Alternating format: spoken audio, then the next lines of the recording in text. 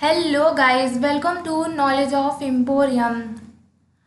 आज इस वीडियो में हम आपको M3R5 यानी कि पाइथन प्रोग्रामिंग का पेपर पढ़ाएंगे। जैसे कि आप लोग जानते हैं कि आप लोगों का ओ लेवल का जो सिलेबस है वो चेंज हो गया है। उसमें जो आप लोगों का थ्योरी पोर्शन था वो उसमें आप लोगों के अब 100 MCQ आएंगे। तो उसी के अकॉर्डिंग आज हम आपको कुछ टॉपिक्स पढ़ाएंगे और उसी से रिलेटेड आपको MCQs भी करवाएंगे, ताकि जो आप टॉपिक पढ़ रहे हैं उससे आप लोगों के क्वेश्चन किस तरह के पुटअप होंगे ये आप लोग अच्छे से समझ पाएँ।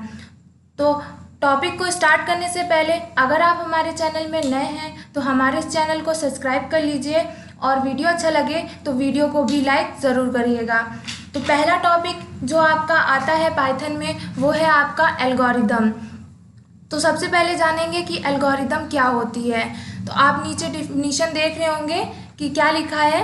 Algorithm is a step by step procedure which define a set of instruction to be executed in a certain order to get the desired output। आपका जो एल्गोरिदम होता है उसे आप लोग एक स्टेप बाय स्टेप प्रोसीजर में लिखते हैं। उसके बाद जो आपका वो प्रोग्राम पूरा तैयार होता है आप उसे एग्जीक्यूट करते हैं, देन उसका आउटपुट निकालते हैं। तो इसे आप कुछ इस तरह से समझिए। आपको एक एग्जाम्पल दिखाते हैं तो आप लोगों को और अच्छे से क्लियर होगा। जैसे कि आपको किसी भी एक प्रोग्राम करना है और उसमें प्रोग्राम में क्या करना है, आपको 2 नंबर को ऐड करना है। तो आप इसकी एल्गोरिदम को कैसे लिखेंगे? सबसे पहले स्टेप फर्स्ट में आप स्टार्ट लिखेंगे, देन सेकेंड आप लोग माइंड में एजम्पशन करेंगे कि आपको इस प्रोग्राम को बनाने के लिए क्या क्या चीज़ें ज़रूरत पड़ेंगी। तो आप जैसे देख रहे हैं कि इसमें 2 नंबर को ऐड करना है तो आपको पहले 2 नंबर चाहिए, देन उसको सम करने के लिए एक तीसरा वेरिएबल चाहिए। तो आप इसमें 3 वेरिएबल को डिक्लेयर करेंगे। तो स्टेप सेकेंड में आपको क्या दिखाया है इसमें कि declare 3 integer A, B and C। A, B आपके वो नंबर होंगे और C में आपका रिजल्ट प्रिंट होगा। देन थर्ड स्टेप में आपको क्या करना है, define value of A and B। तो A और B में जो भी आप वैल्यू को स्टोर करेंगे यहाँ पर आपने डिफाइन किया एल्गोरिदम में। देन A और B का जो ऐड होगा, जो कि आपकी वैल्यू स्टोर हो रही है C में, आपने वो लाइन लिखी। देन स्टेप 5 में उसका आउटपुट निकलेगा और उस आउटपुट को आप प्रिंट कर देंगे, प्रिंट C, यानी कि C में जो आपकी वैल्यू का सम निकला उसे आप प्रिंट करेंगे। देन 7th स्टेप में आप अपनी एल्गोरिदम को स्टॉप कर देंगे। तो इस तरह से आप किसी भी प्रोग्राम की एल्गोरिदम को लिखते हैं। तो आप जब भी एल्गोरिदम को लिखें आप सबसे पहले देखिए कि उस प्रोग्राम में आपको क्या क्या चीज़ें चाहिए, देन उसके बाद आप अपने एल्गोरिदम की स्टार्टिंग करिए लिखने की। तो आई होप आप समझ गए होंगे कि एल्गोरिदम क्या होती है। आगे देखते हैं। सेकेंड टॉपिक है आपका फ्लो चार्ट। फ्लो चार्ट क्या होता है? Flow chart is a graphical representation of an algorithm program often use it is as an program planning tools to solve problem. ये भी आपका रिलेटेड होता है प्रोग्राम से। इसमें आप एल्गोरिदम में क्या था कि आप एक इंग्लिश लैंग्वेज में अपने प्रोग्राम को रिप्रेजेंट करते हैं, लेकिन जो आपका फ्लो चार्ट होता है उसमें आप लोग एक ग्राफिकल रिप्रेजेंट करते हैं। इसमें आप लोग टूल्स का यूज़ करते हैं मैथमेटिक्स में, जैसे रेक्टेंगल, एरो, पैरेललोग्राम, इन सब चीज़ों का यूज़ करके आप पूरे प्रोग्राम का एक फ्लो चार्ट तैयार करते हैं। तो देखते हैं कि इस फ्लो चार्ट में जो आपके टूल्स यूज़ होते हैं वो कौन कौन से होते हैं। तो पहला आपका आता है टर्मिनल। आप देख रहे होंगे यहाँ नीचे शेप बना हुआ है, इस शेप को आप लोग क्या बोलते हैं? टर्मिनल। ध्यान रखिएगा, आपको इस शेप का नाम टर्मिनल तो है ही, लेकिन आपके एग्ज़ाम में इसका दूसरा नाम भी पूछ सकता है जो कि बहुत इम्पॉर्टेंट है। तो आप लोग ध्यान रखिएगा कि इसको टर्मिनल के साथ साथ ओवल भी कहते हैं। तो इसमें आप लोग डिफाइन क्या करते हैं अपने प्रोग्राम का? इसमें क्या होता है, the oval symbol indicate start and stop in a program logic flow, यानी कि जब भी आप अपने प्रोग्राम को स्टार्ट करते हैं तो स्टार्टिंग में ये बॉक्स आप यूज़ करेंगे, देन जब प्रोग्राम आपका ख़त्म होगा तब आप लोग इसका यूज़ करते हैं। सेकेंड लाइन में भी वही लिखा हुआ है, terminal is the first and last symbol in the flow chart, यानी कि आप इस सिंबल को अपने फ्लो चार्ट में फर्स्ट और लास्ट सिंबल में यूज़ होता है। सेकेंड देखते हैं, सेकेंड है जो कि आपका इनपुट आउटपुट, यानी कि ये जो आप पैरेललोग्राम देख रहे हैं, इस टूल का नाम पैरेललोग्राम है, जो कि आप लोग अपने प्रोग्राम में इसे किस लिए यूज़ करते हैं, अगर आपको इनपुट देना है या फिर आउटपुट लेना है तो आप लोग यहाँ इस बॉक्स का यूज़ करते हैं। तो इसमें क्या लिखा हुआ है, a parallelogram denote any function of input output types. हमने बताया कि अगर आपको अपने प्रोग्राम में इनपुट आउटपुट चाहिए होगा तो आप इस बॉक्स को लेंगे। Then program instruction that take input from input device and display output on output device are indicate with the parallelogram in a flow chart। तो अगर आपको इनपुट इंस्ट्रक्शन करना है तो आप लोग उसे इनपुट डिवाइस में आप इस टूल का यूज़ करेंगे और आउटपुट के लिए भी। देन आगे देखते हैं, नेक्स्ट है आपका प्रोसेसिंग। प्रोसेसिंग में क्या होता है, अ box represent arithmetic instruction, all arithmetic process such as adding, subtraction, multiplication and division are indicated by action or process symbol।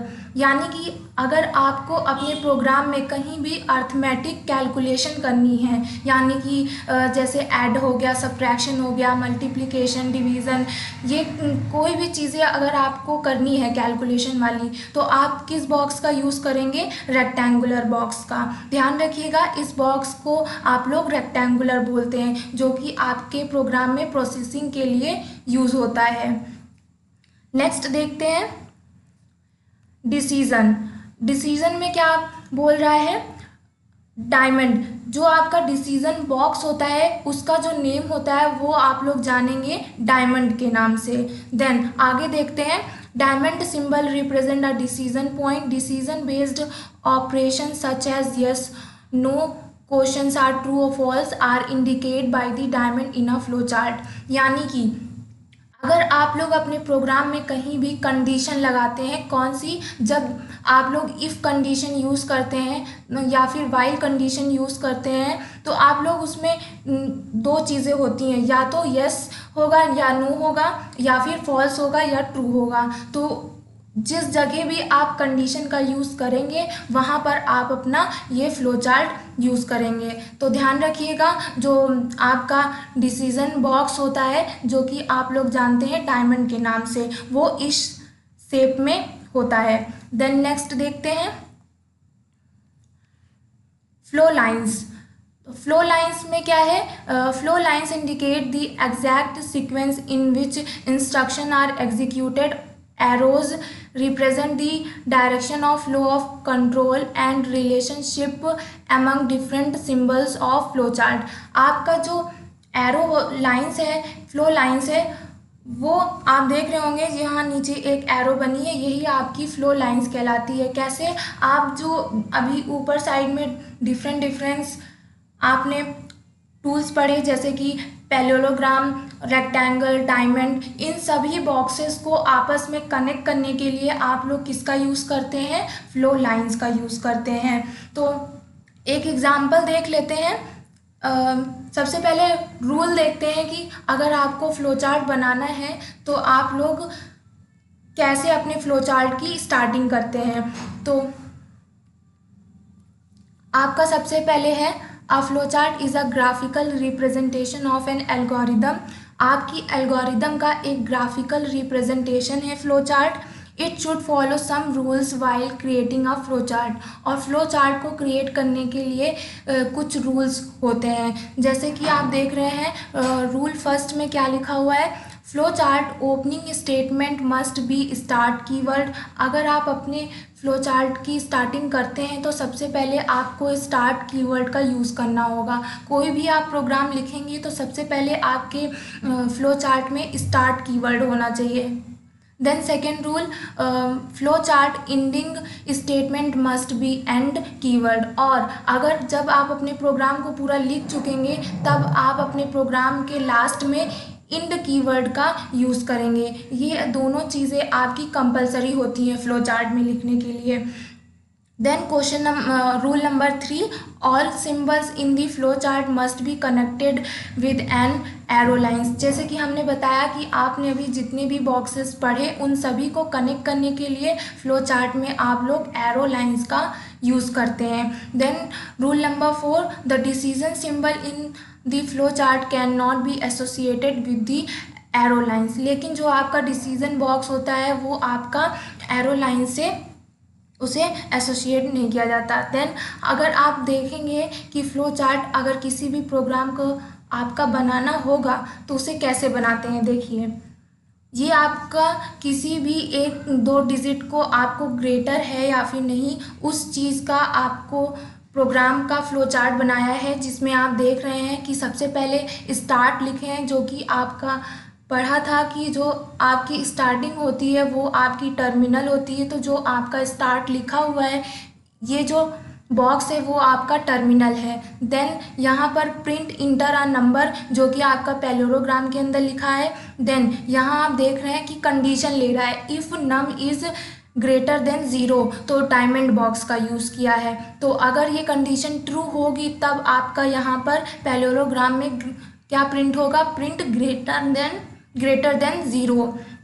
और अगर ये कंडीशन फॉल्स होगी तो आपका जो स्टेटमेंट है वो एंड हो जाएगा। तो आप देख रहे हैं कि आप अपने फ्लो चार्ट में स्टार्ट और एंड दोनों चीज़ का यूज़ किए।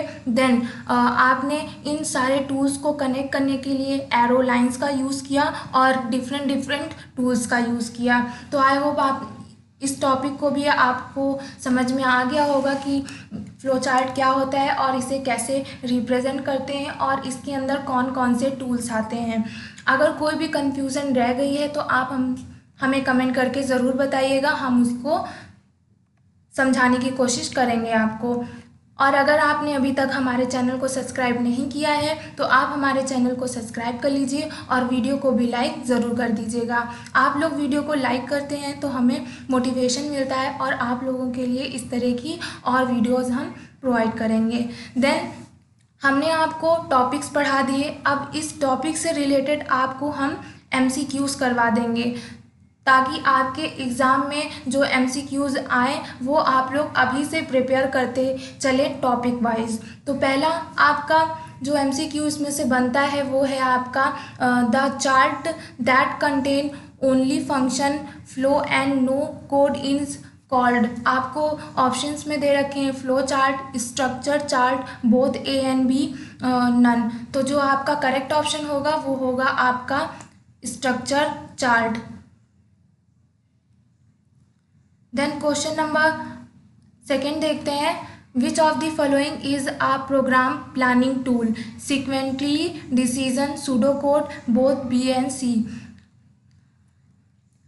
तो अगर आप अपने प्रोग्राम में किसी भी चीज़ का डिसीज़न लेते हैं तो आप लोग उसमें कौन सा ऑप्शन इसमें से बेस्ट रहेगा, जो कि आप लोग अपने प्रोग्राम में करने के लिए क्या डिसीज़न और सूडो कोड का यूज़ करते हैं। सीक्वेंटली आपके प्रोग्राम फ्लो चार्ट में नहीं यूज़ होता है। तो जो आपका करेक्ट ऑप्शन बनेगा वो बनेगा both B and C। Then question number third, method which use a list of well defined instruction to complete a task starting from a given initial state from a given initial state to end start is called as। जैसे कि हमने बताया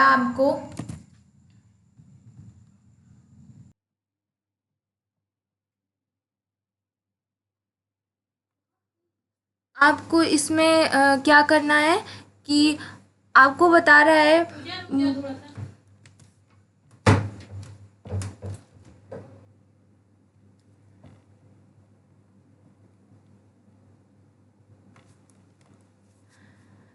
यहाँ पर आपको बताना है कि वो ऐसा कौन सा मेथड है जिसमें आपको आपको स्टार्टिंग और एंडिंग से लेकर के आपके पूरे ही इंस्ट्रक्शन को वो एक लिस्ट फॉर्म में यूज़ करे। तो इसमें आपका ऑप्शंस जो दे रखे हैं वो है प्रोग्राम, फ्लो चार्ट, एल्गोरिदम या फिर ए और बी। तो जो आपका इंस्ट्रक्शन फॉलो करता है स्टार्टिंग से लेकर के एंड तक का, तो वो आपका आंसर इसमें करेक्ट जो होगा वो होगा option C, that is algorithm.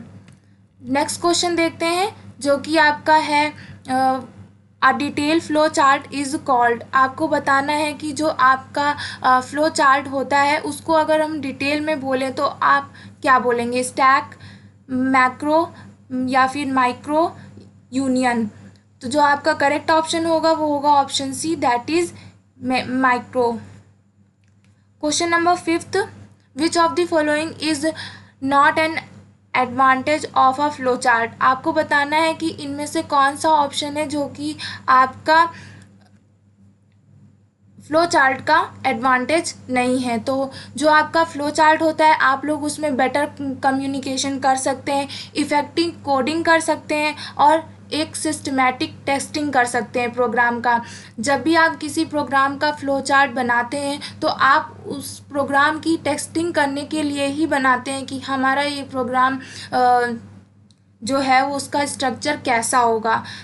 तो जो आपका इसमें डिसएडवांटेज का ऑप्शन आएगा वो होगा improper documentation, option D is correct होगा।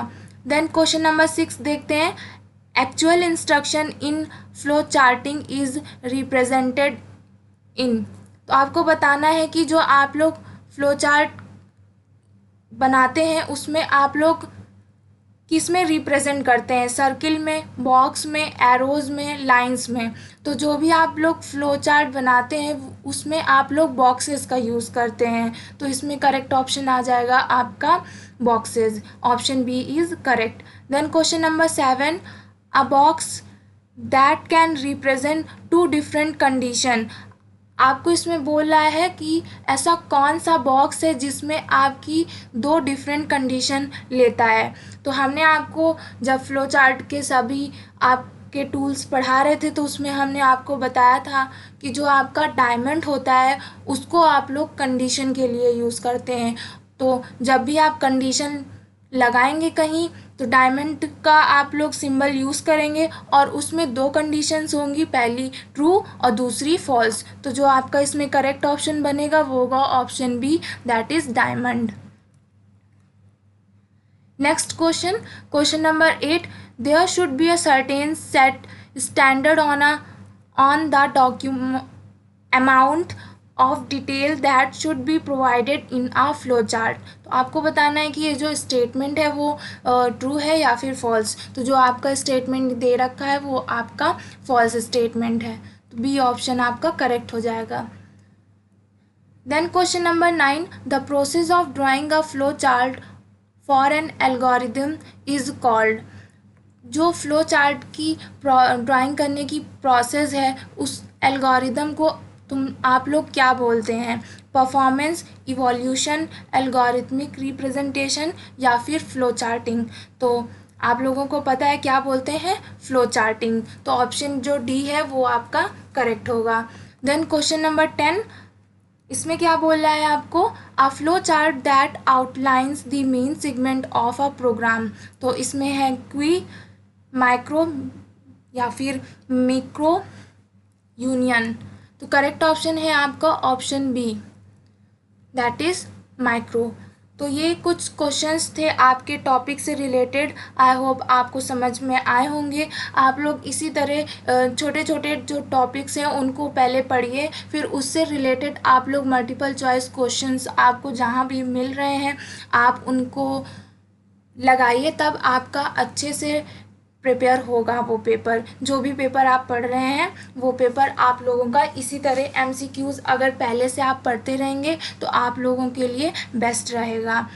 तो ये आज की वीडियो थी, आई होप आपको पसंद आई होगी। अगर आज की वीडियो आपको हमारी पसंद आई हो तो हमारी इस वीडियो को लाइक, शेयर एंड कमेंट करना मत भूलिएगा। और अगर आप हमारे चैनल में नए हैं तो हमारे इस चैनल को सब्सक्राइब कर लीजिए। Thank you for the watching video.